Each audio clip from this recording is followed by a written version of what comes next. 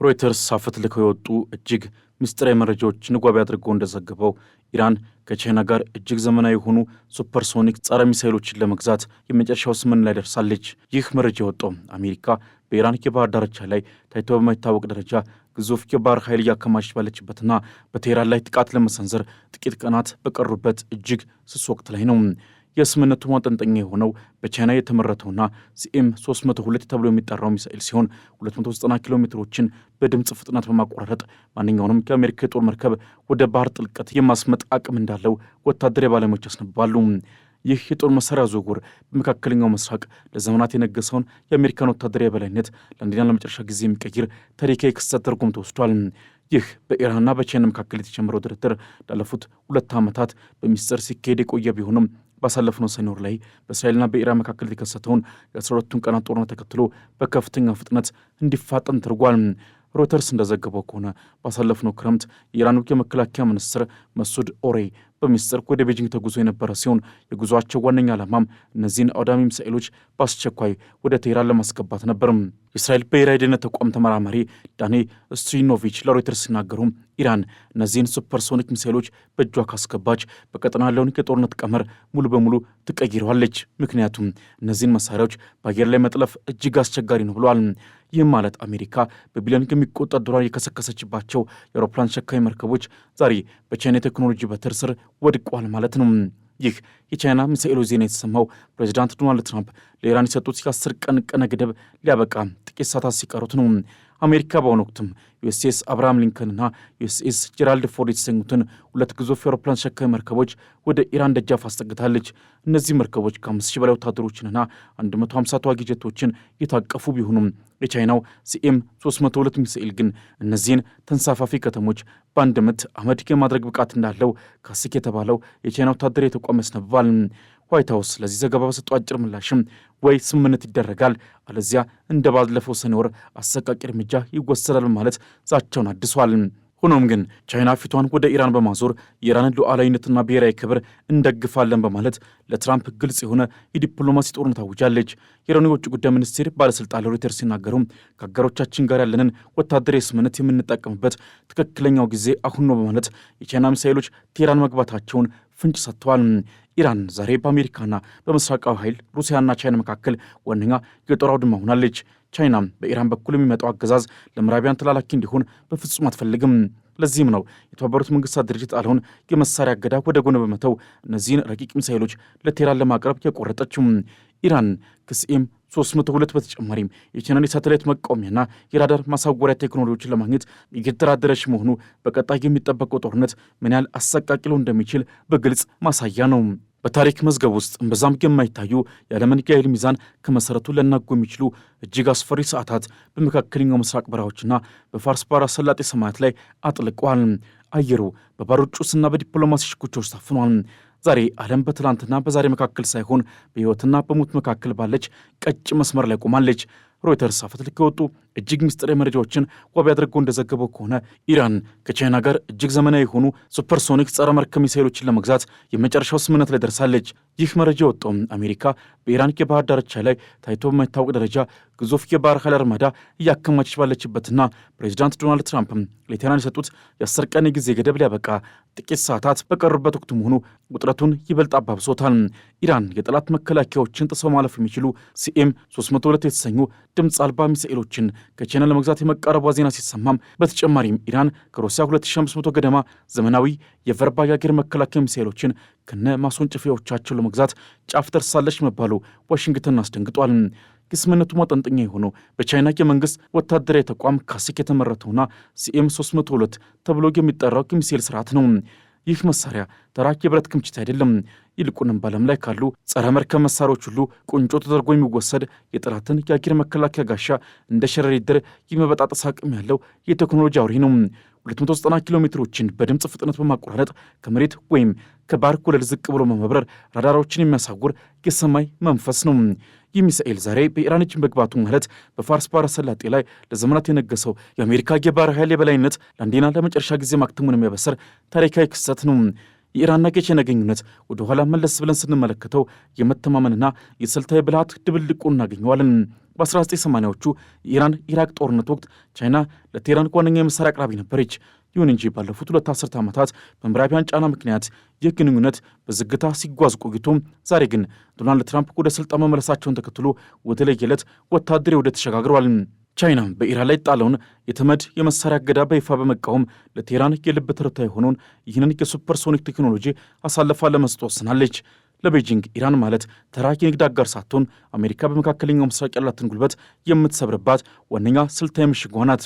ይህ በሁለቱ ሀገራት መካከል የተጀመረው ድርድር ላለፉት 2 ዓመታት በሚስጥር ሲካሄድ የቆየ ቢሆንም ባሳለፍነው ሰኔ ወር በእስራኤልና በኢራን መካከል የተከሰተውን የ12 ቀናት ጦርነት ተከትሎም በከፍተኛ ፍጥነት እንዲሳካ ተደርጓል።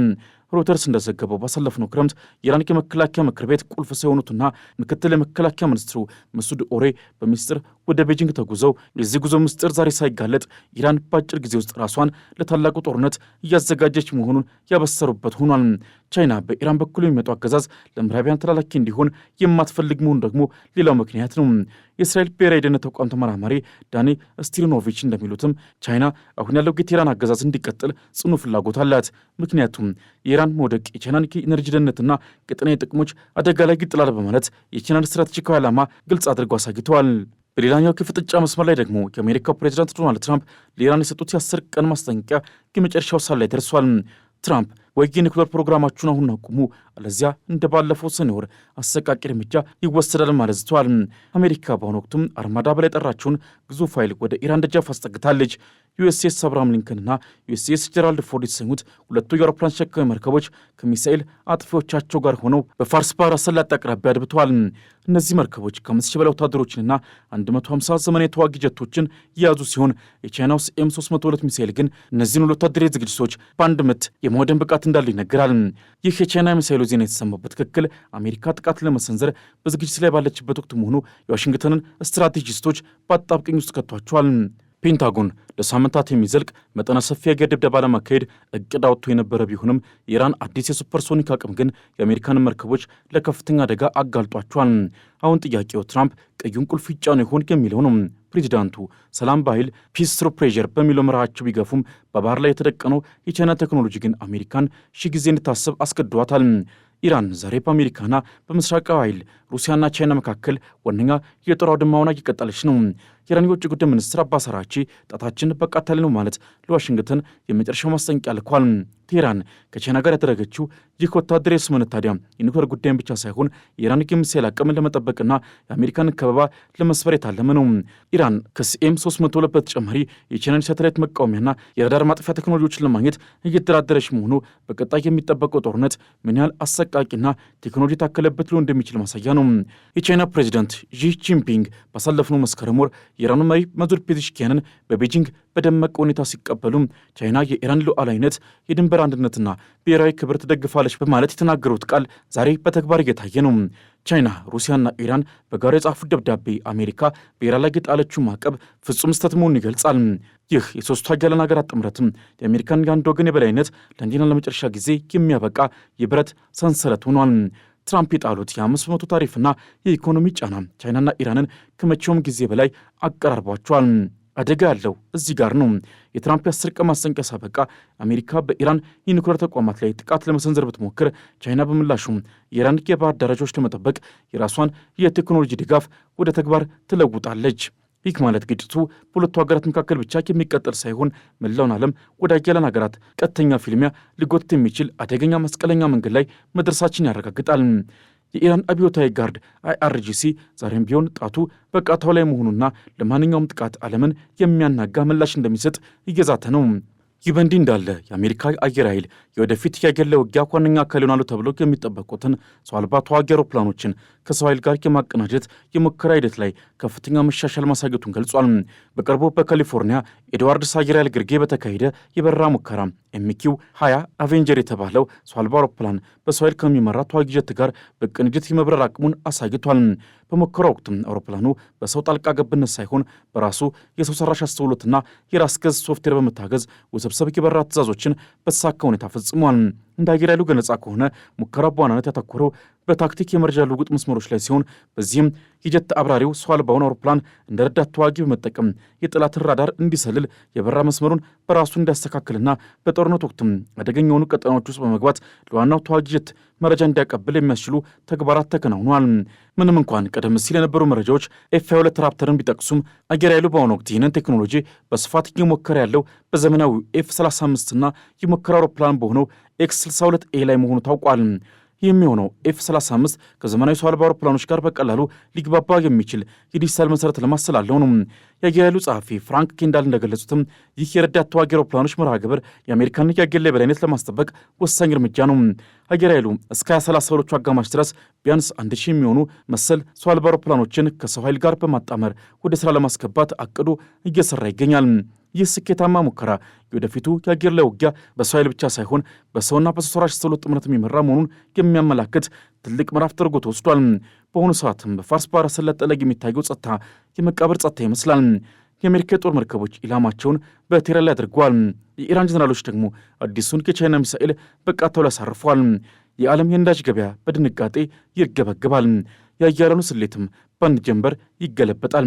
የፐርሺያ ምድር ወደ ሰላም ትመለሳለች ወይንስ መላውን ዓለም ይዞ ገደል የሚገባ ጦርነት መቼ ይለኮሳል የሚለው ጥያቄ በዋሽንግተንና በቴህራን የስልጣን ኮሪደሮች ውስጥ ዋነኛው የመነጋገሪያ አጀንዳ ሆኗል። ፕሬዚዳንት ዶናልድ ትራምፕ የጦር መርከቦቹን እንደ ስልት የማስፈራሪያ የተጠቀሙባቸውና ቀዩን ቁልፍ ለመጫን በሚዘጋጁበት በዚህ ሰዓትም የቻይናው ሲኤም-302 ሚሳኤል በባህር ሞገድ ላይ እየተንሸራተተ የአሜሪካን አርማዳ አድብቶ እየጠበቀ ነው። በመጨረሻም ይህ የታሪክ ፍልሚያ የሚያስተምረን አንድ ትልቅ እውነት አለ። እሱም ኃያልነት ከብረት ብቻ ሳይሆን ከብልሃትና በጊዜ በሚወሰድ ስልታዊ ውሳኔ ላይ መሆኑ ነው። ኢራን በቻይና በኩል ያገኘችው ይህ አዲስ ጉልበት ምናልባትም የአሜሪካን የዘመናት እብሪት የሚሰብር የታሪክ መዶሻ ሊሆን ይችላል። ውድ ተመልካቾቻችን ለዛሬ በዚሁ አበቃን። ቻናላችንን ሰብስክራይብ፣ ላይክና ሼር በማድረግ ቤተሰብ መሆን አይርሱም። ያላችሁን ማንኛውንም አስተያየት በኮሜንት መስጫ ቦታ ላይ አስቀምጡልን። በሚቀጥለው ጊዜ እስክንገናኝ ድረስ ሰናይ ጊዜ ይሁንላችሁ።